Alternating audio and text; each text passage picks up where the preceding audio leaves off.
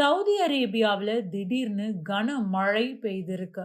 இதனால அந்த நாட்டின் முக்கிய நகரங்களான மெக்கா, மெதினா, ஜெட்டா உள்ளிட்டவை வெள்ளத்தில் மூழ்கி உள்ளன. இந்த வெள்ளத்தால் கார்கள் அடித்துச் செல்லப்பட்டிருக்கு. பாலைவன தேசமாக சவுதி அரேபியா உள்ளது. இங்கு காடுகள், புல்வெளிகள், மலைகள், பள்ளத்தாக்குகள், எரிமலைகள் இருக்கு. இருப்பினும் நாட்டின் 95% நிலம் என்பது பாலைவனமாகத்தான் இருக்கு. இதனால சவுதி அரேபியாவில் மழை என்பது அதிகம் பெய்யாது. இங்கு வெயில் தான் வெளுத்து வாங்கும். குறிப்பா கோடை காலங்கள்ல வெயில் மண்டைய பிளக்கும். 43 டிகிரி செல்சியஸை தாண்டி வெயில் என்பது நீடிக்கும். சவுதி அரேபியாவை பொறுத்த வரைக்கும் ஒரு ஆண்டுக்கு சராசரி மழை அளவு என்பது 101 மில்லிமீட்டர் என்ற அளவில் மட்டுமே உள்ளது. அதாவது 10 சென்டிமீட்டர் மழை தான் அந்த நாட்டில் சராசரியாகவே பெய்யும். இருப்பினும் அவ்வப்போது திடீர்னு சவுதி அரேபியாவில் கனமழை வெளுத்து வாங்குவதும் உண்டு. அந்த வகையில சவுதி அரேபியாவோட பல இடங்களிலும் நேற்று கனமழை வெளுத்து வாங்கியது.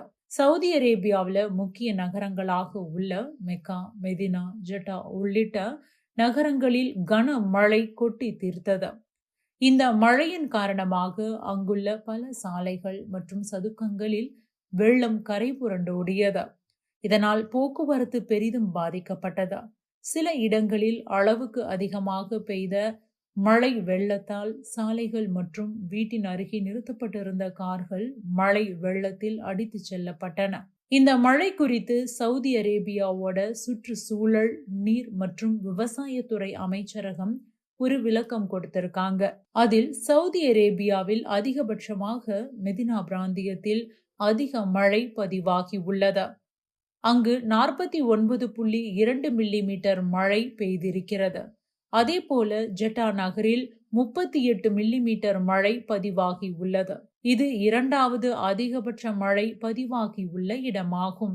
அதே போல மெக்கா, மெதினா, காசிம், தபூக், வடக்கு எல்லை பகுதிகளில் இன்று காலை வரைக்கும் மழை என்பது நீடித்தது. பரவலாக மழை பெய்வதும் பலத்த காற்று, கடல் சீற்றமும் அங்கு காணப்படும். அதோடு ஆக்ரோஷமான அலைகள் ஏற்படும். சில இடங்களில் இடி மின்னலும் கூட ஏற்படும்னு தெரிவிக்கப்பட்டிருக்கு. அதே மாதிரி அந்த நாட்டோட தேசிய வானிலை ஆய்வு மையம் சார்பில் என்ன சொல்லப்பட்டிருக்குன்னா, ஜெட்டா நகரில் மழை என்பது குறையும். ரெட் அலர்ட் என்பது ஆரஞ்சு அலர்ட்டாக மாற்றப்பட்டுள்ளது.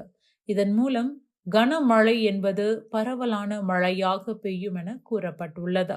தேசிய வானிலை ஆய்வு மையத்தோட செய்தி தொடர்பாளர் உசைன் அல்தானி என்ன சொல்லியிருக்காருன்னா, ஜெட்டா நகரில் பரவலான மழை முதல் சில நேரங்களில் கனமழை பெய்யலாம். இதனால் பொதுமக்கள் வானிலை மையத்தின் அறிவிப்பை கவனித்துக் கொள்ள வேண்டும்னு தெரிவிச்சிருக்காரு. அதே போல ஜெட்டா நகரில் உள்ள கிங் அப்துல்லாஜிஸ் விமான நிலையம் சார்பில் பயணிகள் தங்களுடைய விமான பயணத்துக்கு முன்பு தொடர்புடைய விமான நிறுவனங்களை தொடர்பு கொள்ள வேண்டும்னு தெரிவிக்கப்பட்டிருக்கு.